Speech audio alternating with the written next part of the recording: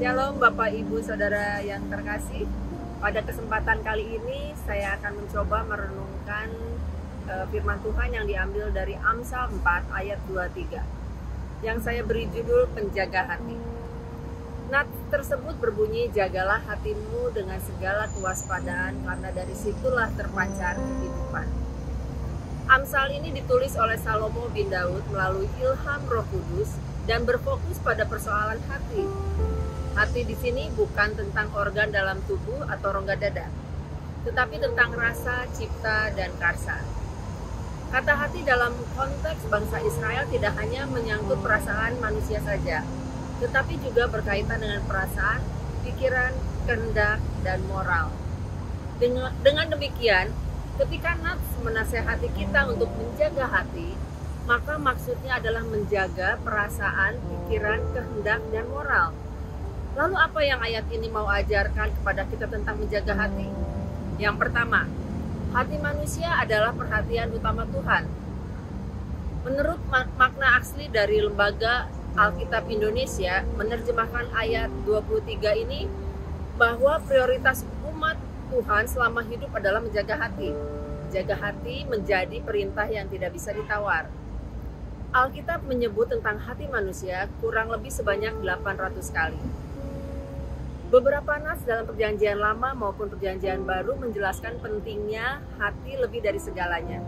Misalnya, 1 Samuel 16 ayat 7 tentang kisah pemilihan Daud sebagai raja. Dikatakan bahwa Tuhan melihat hati.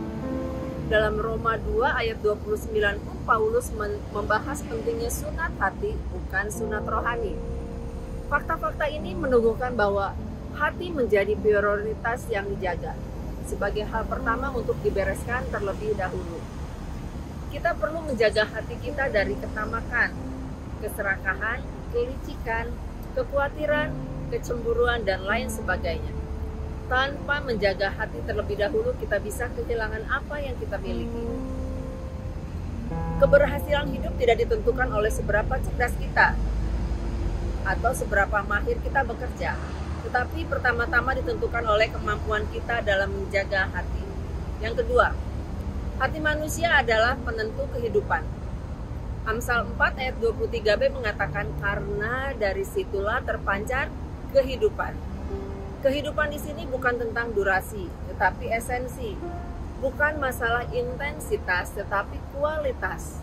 Pemakaian kata kaim, kehidupan, dalam perjanjian lama tidak hanya menyangkut kehidupan fisik yang berjangka waktu, tetapi juga menyangkut kebahagiaan, kesejahteraan, dan berkat-berkat rohani lainnya. Kualitas kehidupan semacam ini rupanya bersumber dari hati kita. Bagian lain dalam kitab Amsal juga mendukung konsep ini. Contohnya, Amsal 11 ayat 6 yang mengatakan bahwa perempuan yang baik hati beroleh hormat. Amsal 12 ayat 25 menjelaskan kekhawatiran dalam hati bisa membungkukkan tulang. Lihatlah bahwa keadaan hidup kita dipengaruhi oleh sikap hati kita.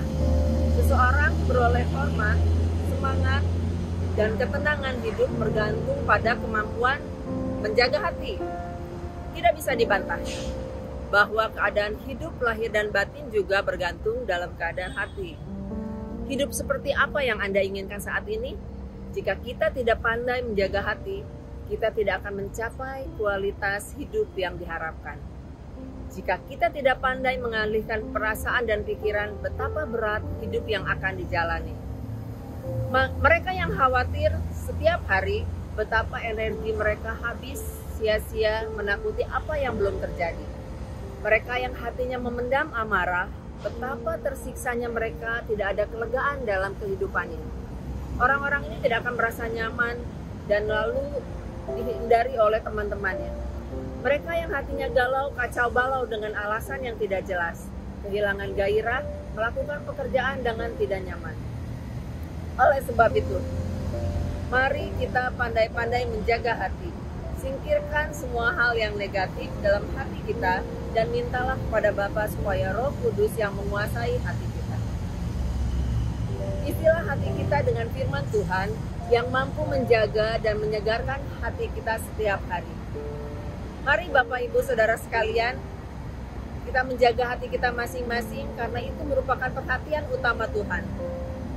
Kita adalah penjaga hati bagi hati kita masing-masing. Amin Bapak Ibu.